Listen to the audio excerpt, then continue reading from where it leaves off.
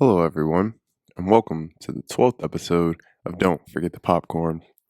Today, we will be ranking the great Paul Thomas Anderson's movies. Paul Thomas Anderson is one of the most unique and creative filmmakers we've had in the last 25 years, and has made some of what are considered some of the greatest films of the 21st century. Some even going as far as saying he is one of the best filmmakers of all time. Do I agree? Maybe. I'll let you know my thoughts on him personally at the end of this video. So let's not waste any time and get into the PTA films ranked.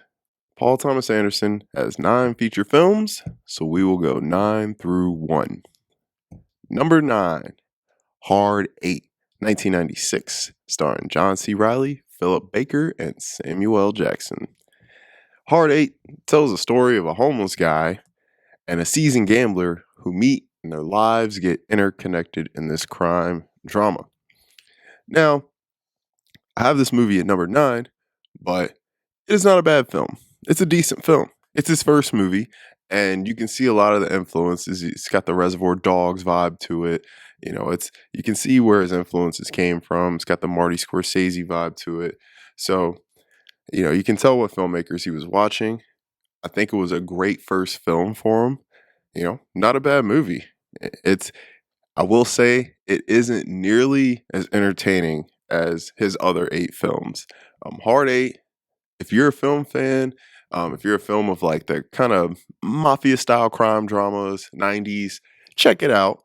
But for your average watcher, I wouldn't say this should be the first PTA movie you watch if you really want to know who he is as a filmmaker. I don't think this is the movie to watch, but nonetheless, it's an interesting film. It's got a cool little ending. It gets kind of exciting, but overall, it's not his best, but it's definitely worth watching. So I'm going to give Hard 8 a 6.8 out of 10. All right. Number 8, Inherent Vice, 2014, starring Joaquin Phoenix, Josh Brolin, Owen Wilson. And there's a ton of other people in this movie too, like Reese Witherspoon's in here, Benicio del Toro. Big ensemble cast. Inherent Vice, in my opinion, is one of PTA's funniest movies. Joaquin Phoenix plays a stoner, private eye, kind of hippie, dirty dude walking around barefoot. He's got the long hair. He looks like he hasn't showered in like 2 weeks. But he's funny in this. He's getting high all the time, and Josh Brolin's character is super funny. But this film here, the only problem I have with this movie is the plot is just kind of all over the place. It can get a little muddy at times. It can get a little goofy and silly, but overall, it is a very funny film. I think it's a good watch. I think it picks up, especially towards the end of the film. But Joaquin Phoenix alone is worth watching this for. If you're a Joaquin fan, you definitely gotta check out Inherent Vice. Inherent Vice, I think, was one of the films he kind of just made to have fun. I think after the string of films he had made leading up to this, he was doing these very hard hitting, tough dramas that were just, really kind of Oscar baity, and it was just they were just these grand films, and I think he just kind of wanted to have a little more fun after doing a few films like that, and I think Inherent Vice was a great way for him to do that. Uh, is it his best movie? No, it's number 8 on this list, but it's absolutely worth watching. And it's funny. I find it hilarious. I think it's a pretty good film. I'm going to give Inherent Vice a 7.2 out of 10. Number 7, Punch Drunk Love, 2002, starring Adam Sandler and Emily Watson. Oh, and you got the great Philip Seymour Hoffman in there too. Punch Drunk Love. This film is amazing, okay? And I know the way I'm going to talk about this film, you're probably going to wonder why I have it so low on this list. But his movies are just so great. Something's got to be low. Something good's going to be low. And I think Punch Drunk Love is the first great film on this list. Punch Drunk Love tells a story of a man who is severely depressed and has some serious anger issues. And Adam Sandler, I think this was the first film Adam Sandler really gave us a performance we could sink our teeth into, a performance we could break down, criticize, and discuss. He wasn't just being some, goofy guy. And first things first, I am not an Adam Sandler hater. I absolutely love Adam Sandler, and I love Adam Sandler movies. And I know a lot of, you know, major film critics do not like Adam Sandler, but guess what? I'm an Adam Sandler fan. I think The Waterboy is one of the funniest movies ever made. Adam Sandler in this movie, though, man, Adam can bring you to tears in this movie. He gives such a believable performance, and PTA and his great direction pulled that out of him. And I've watched some interviews with Adam discussing this film, and he really was. I don't even think he wanted to do this movie. I think he was afraid of it, and I think he was afraid because he knew he had to put on a dramatic performance, and I don't know if he was ready, but I think he discovered something within himself that he didn't know he had. And Adam really carries this film. It's a short film, it's quick. It is funny. It has some funny moments. It's got some great rage Adam Sandler moments. If you like Adam Sandler and when he rages out, it's got some of those great moments. But this movie is ultimately a great love story that shows you no matter who you are, there is someone out there for you, someone out there you can connect with, someone you can fall in love with. No matter what you got going on in your head, no matter what you look like, this film shows you that true love can be found no matter what. And that's the beauty of Punch Drunk Love. Number 6, Licorice Pizza 2021, starring Elena Ham and Cooper Hoffman, the son of the late, great Philip Seymour. Now, it was really hard picking the films at this point. It's like I went back and forth multiple times on the order of these films, but I gotta say, Licorice Pizza is one of the best films to come out in the last, 5 or 6 years. Licorice Pizza is awesome, and my favorite part about Licorice Pizza is we have two unfamiliar faces giving two unforgettable performances. Elena Ham, she is in a band, I believe. Yeah, she's in a band. She's not an actress. This is her first real movie. You couldn't tell me this girl hasn't acted before. She was incredible in this film. I thought she knew exactly what the assignment called for, and she gives a great performance. She's awesome.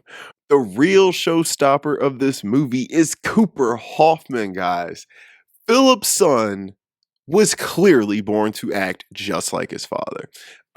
He is amazing. This guy is so charismatic and has so much personality, and he's so young. I think he's like 19 or something like that. It might be 20 now or 21. But this is a young guy, and I'm telling you, if he chooses to continue with acting, he is going to go far. We can't say if he's going to be as great as his dad was, but hey, I think this kid has got it. This film is a great coming of age story. It's set in the 70s, right in PTA's home, I believe San Fernando Valley, California. And this film puts you right in the 70s, makes you feel like, you're right there. All the old school 70s stuff, from the restaurants to the gas stations, the arcades, the way they're dressed. PTA captured the 70s so perfectly in this movie, which he's done tons of times in other films capturing a period of time. He does this brilliantly. He does it so well in Licorice Pizza. And Licorice Pizza is funny and tells a cute little story between two friends who are both kind of awkward and both just kind of trying to figure themselves out as they grow. And obviously a lot of people got weird with the kind of love romance that was going on in it, but screw that. This movie is awesome. It's funny, and you just get some great performances from some great, great young actors, guys. So I'm going to give Licorice Pizza an 8.2 out of 10. Number 5, Magnolia, 1999, with a big ensemble cast. You got Tom Cruise, Philip Baker, Philip Seymour, Julianne Moore, John C. Reilly. We got William H. Macy. We got all kinds of heavy hitters in this movie, and all of their performances mixed with that direction from PTA is brilliant. This is one of those movies where it follows a bunch of different storylines and they're all kind of connected in one way or another. And PTA is great with that. PTA has always been good with ensemble casts with a big whole bunch of actors. He just knows how to get the best out of all of them and to really just bring these stories together to make one big whole piece. And I think this movie has some of the best dramatic performances we've seen coming at the turn of the century in 1999. Tom Cruise gives you one of his best performances in this movie. Tom Cruise made tears come out of my eyes when I saw this film. Uh, he is great in this movie. Julianne Moore is great in this movie. She also just, man, she gives you just such this believable performance from her. And you really feel like she just embodies this character. She plays really well. Of course, you get a good performance from Philip Baker. Rest his soul, rest in peace. I believe this was maybe his last movie or one of his last movies. And John C. Reilly, I think, was kind of the shock of this movie. John C. Reilly came out and delivered an incredible performance. I think John C. Reilly is just so underrated as an actor. He's always good in everything he's in, but I don't think people look past his comedic roles. This movie is emotional. You know, it's got some funny parts, but this movie kind of just stirs up all your emotions and you feel connected to each of these characters in one way or another. You can relate to each of these characters in one little aspect or another. And I think, the film concludes on a very nice note in a very interesting, unique way, something you really never seen before in a film. And it was kind of hard to put this movie ahead of Licorice Pizza because if I was gonna just put one on just to watch a movie, I would probably throw Licorice Pizza on first. But the performances and the direction and writing of this movie just cannot be ignored. I am going to give Magnolia an 8.5 out of 10. All right, number 4, Phantom Thread, 2017, with Daniel Day-Lewis and Vicky Krieps. Phantom Thread is one of my favorite romance movies. And the reason Phantom Thread is one of my favorite romance movies is because it is very different and very unique. Phantom Thread tells a story of a guy who is a dressmaker and he meets a young woman who becomes his muse. And they form one of the most dark, twisted, manipulative, screwed up, but beautiful, loving relationships I've ever seen. If you've seen Phantom Thread, it probably just makes you think about mushrooms. And if you haven't seen Phantom Thread, watch Phantom Thread, and I guarantee you, every time you look at mushrooms for a little bit, you're going to look at them a little funny. This film here is amazing for so many reasons. One, I think it is beautifully written. I think it is beautifully scored. Okay. Oh, the score to this movie is so great. And the acting between Daniel Day and Vicky Krieps, their chemistry and what PTA was able to pull out of these two for their performance is just it's nothing like it, man. They both were so great in this movie. They play their roles so well and they're so believable. We already know how great Daniel Day-Lewis is. We ain't gotta talk about him. But Vicky Krieps, man, this is a unfamiliar face probably to a lot of people. She was just brilliant in this movie. She played this kind of naive, shy, quiet, yet dark, kind of evil, mad woman just so well. I just love her in this movie. And Daniel Day, come on. He's Daniel Day-Lewis. We already know what he brings to the table.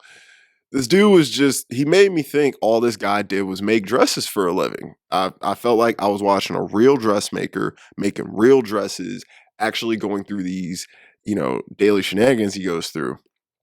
This is a fun film. And if you look up the premise and you look at the trailer, you probably like, this film's fun. It's fun. Trust me. I had a great time when I first watched this movie. I thought it was insane. So I am going to give Phantom Thread an 8.8 out of 10. All right, guys, breaking into the top three, and we're really going to start with the heavy, heavy, heavy hitters here. Number three, The Master, 2012, starring Joaquin Phoenix and Philip Seymour Hoffman. And we got the great Amy Adams in here. Okay, The Master. Now, when we start talking about these next three films, The Master should be called The Masterpiece. The Master is one of the best movies ever made. And anyone who wants to get into acting, I think you need to watch Smash like 10 times because you get the master class of acting in this film. I mean, what Joaquin and Philip Seymour pull off in this movie, huh, these guys absolutely, I believe that, well, I can't say Joaquin got snubbed because he lost to freaking Daniel Day from Lincoln. But Philip Seymour got snubbed at the Oscars. I don't care what anyone says. He should have won Best Supporting Actor. There's a scene in this film where they're on a boat and Philip Seymour is asking Joaquin Phoenix a series of questions. And I'm going to tell you, this scene is so tense and so powerful. And oh my God, you won't be able to blink when it's on. These two guys just deliver the goods in the best way you could ask for. And PTA is on his A game with this movie, man. The direction in here, what he pulled out of these guys is brilliant. This is I haven't even talked about what the movie's about. So the movie is about essentially a cult and the start of it and how it grows and grows and what it's about. And it goes from there. I won't tell you anything more. A lot of people think this movie references to an actual real religion cult, whatever you want to call it, that we see today. I think you should watch the film for yourself and decide that. Um, that's all I'm going to say about this movie because if you've seen the movie, you know what it is. But if you haven't, I think The Master is something you should just don't worry about what it's about. Don't worry about what happens in it. Just put the movie on and watch it. It is so great. Um, and the cinematography in this movie, the score, this is one of the prettiest films to come out that year. Oh, the scenes where Joaquin's on the beach, man, and it's so beautiful. I just love The Master. The Master is easily one of the best films ever made. Number two, Boogie Nights, 1997, starring Mark Wahlberg, Burt Reynolds, Julianne Moore. We got a bunch of people in here too, ensemble cast. You got Don Cheadle in supporting role, Louise Guzman, Philip Seymour in a great supporting role in this. You know, you got there's a ton of people in this movie. Boogie Nights. First of all, guys, Boogie Nights, I'm gonna say this. Boogie Nights, I'm biased with Boogie Nights because Boogie Nights is in my top three favorite movies of all time. Boogie Nights it's probably tied for number one with something else. Boogie Nights, I first saw this movie. I saw this movie in theaters with my mother upon its release. I was like 5 or 6 years old. Okay. But I will never forget that. And when I saw it again, probably, I don't know, maybe 3 years later, uh, loved it even more. I was a little older, understood a little more. And then as I watched it many, many, many times over the years, this movie just never gets old. It gets better with every watch. And this is one of the best films ever made, ever. Okay. Boogie Nights tells the story of a young adult actor, and you know what I mean by adult, who goes through his rise and fall through stardom in the 70s in the adult movie industry. And we get one of the best performances from a young Mark Wahlberg. He looks like a little baby in this movie when you watch it now. He's so young. He probably had to be like maybe 21, 2. He was super young. But Mark Wahlberg, he gives this very sweet, and naive, touch to this character who is ultimately a really great, sweet guy, but the things he goes through in life makes him appear differently at times. But at the end of the day, Dirk Diggler is such a nice guy. He was one of the sweetest, most caring people. But this film shows you what fame, success, money, drugs, that lifestyle, it shows you what it can do to you, what it can do to your psyche, and how it can change you as a person if you don't have a good handle on these things. And you see many displays of this throughout the film. And you just it's another one of those movies, kind of like it follows more of one story than Magnolia does. Magnolia is a little bit more all over the place, where Boogie Nights, although there is a lot of different side storylines going on, it ultimately really falls back to this one thing. Boogie Nights, you get brilliant performances from Burt Reynolds. He is excellent in this film. I think this is my favorite Burt Reynolds role.